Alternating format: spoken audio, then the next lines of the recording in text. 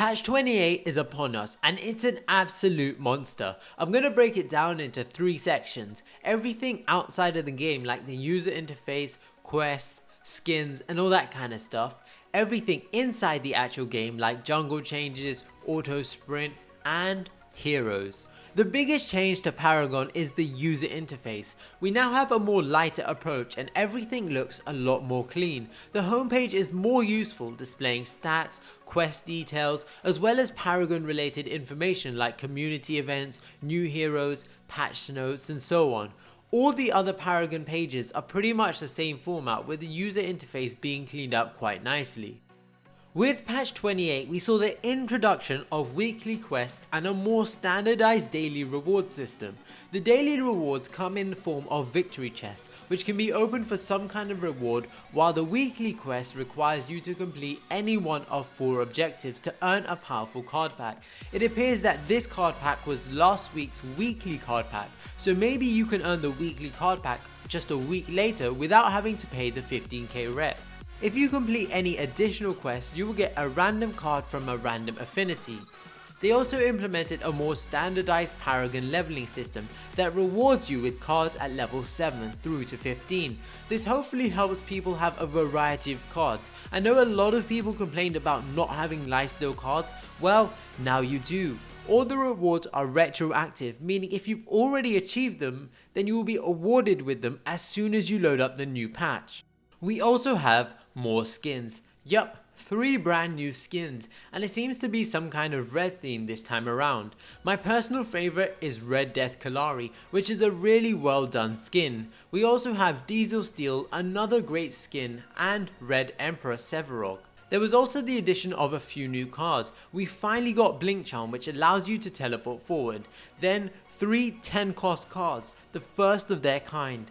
Fist of Kings, which has 128 physical penetration and 300 health, Hand of Prophets being the energy counterpart, and Touch of Thieves with 32 lifesteal and 300 health. Now onto the changes to Agoura. The first big change you'll notice is that travel mode is gone. It has been replaced by an auto sprint function which automatically puts you into what is essentially travel mode after 5 seconds. However, there is no penalty for taking damage in this auto sprint feature other than exiting sprint mode. Some of you may not have noticed, but this bar at the bottom actually indicates how long till you hit sprint mode. As I mentioned in my video looking at the future of Paragon, Epic are moving towards a travel mode free Agoura, but this will introduce new mechanics which I assume are not ready, and so auto sprint is Epic's way of slowly bridging the gap to the new method of traversing Agoura. Now this is more of a card change, but it does have implications within the game. Health potion healing per second has been reduced from 14 to 10, and mana potion mana per second has been reduced from 5.3 to 3.8. Both of these now only have 2 charges. This means that you have to be more careful in lane, using your mana effectively and only taking damage when absolutely necessary. The other changes made towers really weak, and so backing is now a lot more risky. With regards to minions, we now get more CXP per last hit, 160 to be precise. Super minions have increased damage against minions and structures, and the super minions per wave have been increased by 1, so we will now have 2 super minions per wave and then a 3rd super minion joining around the 40-minute mark, I assume. In line with some of their other changes to speed up the game, Epic have added the ability for players, mostly Rampage, to tank towers. There is now 65 physical and energy armor to all towers and inhibitors. Tier 2 towers have had their health reduced from 3,500 to 2,500. The payout for destroying a tier 1 tower is now 500 CXP, while a tier 2 tower is 650 CXP. However, the team-wide payout has been reduced to 100 CXP for both tier 1 and tier 2. The person to get the last hit on a structure will receive the amber flying towards them, same as last hitting on heroes and minions. Inhibitors also got their health reduced from 4,000 to 3,150, however they regenerate health. I'm unsure if this was a thing before, but they now have 5.25 health regen. The core health has also been reduced from 8,000 to 6,300, so it's clear to see what Epic are trying to do. Previously match times were around an hour, they really wanted to bring these down, and I find that games are lasting 20 to 30 minutes now, and I'm kind of liking these changes, although I feel like they could have done things slightly differently, but I'll talk about that a bit later. The next big change to Agoura was the jungle. Apart from the new updates to the visuals of the camps and the death of the purple gummy bear and the rise of the pink one, there was a lot of big changes. Jungle minions can now be stacked. Every 2 minutes or 6 minutes for buff camps, slain minion camps will respawn and living camps will level up. The max level is 5. What this means is that if you leave the camps for too long, they not only reward you with more CXP and XP, but they are also harder to kill, increasing in attack rating and health as they level. Previously, if you left the camp for say 30 minutes, you'd still get the same amount of CXP or XP as if you did them 2 minutes into the game, for example. The black buff is also in line with these changes and is a lot more easier to kill.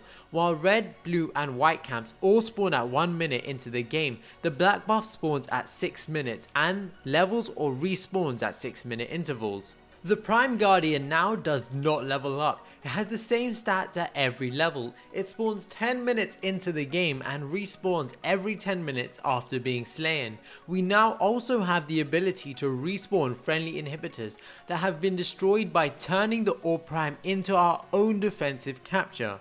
And finally, wards. Enemies should no longer see that a ward has been placed when they can't see you. I love this because I would place a ward sometimes and the ward would display a circular area which an enemy could see, giving away my position. On to team comms. We now have a more in-depth communication system with a lot more layers. We have options to call out buffs, alert allies and notify our allies with certain things like ultimate ready. Now the heroes. The biggest change was the reduction of basic attack card scaling of constants from 0.7 to 0.4, which is a huge nerf. I feel like this one definitely ruined Howitzer a lot. Player bounties have been tweaked, a spree now starts at 3 kills instead of 6, and the kill streak multipliers for kills have been increased. You can find the exact number in the patch notes. Heroes now receive damage resistance versus structures when buying any kind of armor. I guess this helps with the tanking of towers. The exact values are listed here. Moving on to specific heroes, Dekka got a slight nerf, although I still think she's really good.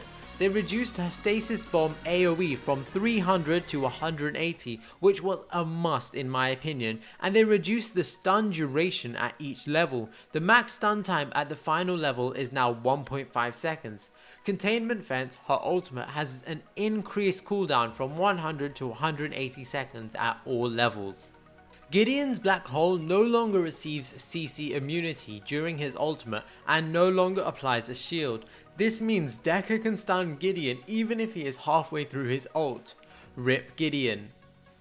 Grimm's GTFO saw a reduction in card scaling at all levels to 1, which was a must in my opinion for such an easy ultimate. Iggy's Flame Turret fire time has been adjusted to 12 at all levels. Chimera's Unleash ability can no longer be silenced or CC'd out of Unleash once it's active.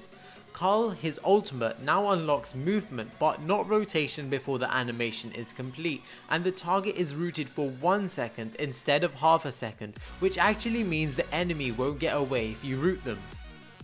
Rampage got a huge buff in my opinion. Not only can he tank towers now, like a boss, but his boulder throw is now instant with little to no animation time. He can also throw boulders while in his ultimate. Sparrow saw the projectile speed of her bow shot fall in line with other projectile speeds, and her Relentless now has an increased duration of stacks from 3 to 5. Twinblast saw a change to his ultimate that allows Barrage to critically strike. Not that any Twinblasts are building crit at the moment, but it might encourage some. The rest of the heroes I haven't mentioned because they received bug fixing or tiny changes that I don't think have any real relevance. Before I end the video, and I know it's been a long one, I wanted to talk about my thoughts since you guys often ask for it. Games are definitely a lot shorter. I find them reaching a conclusion around the 35 to 40 minute mark, but I feel that the game snowballs a lot more and the death ball is back. I think the reason for snowballing is that it's really easy to get ahead now. CXP is in abundance, and especially if you're jungling, you should find yourself quite far ahead, and once you're ahead, the snowballing begins. This is probably the same reason for the death ball. If you can pick up a few early kills, then you'll be ahead, and so the snowballing begins. It then seems to make sense for teams to group up as a 5 to push a tower and then split off without any real consequences from what I've seen. My other concern is that it's far too easy to gank. Even if you see someone coming towards you with a ward, it takes you 5 seconds to enter sprint mode while the enemies approaching are already in it. If you catch them off guard, they don't get punished because they simply exit sprint mode, but you exited it anyways to hit them, whereas at least with travel mode when they got rooted, you had a chance of survival. Maybe this is me being a bad player or needing time to adjust, but it's something that I've seen a lot of.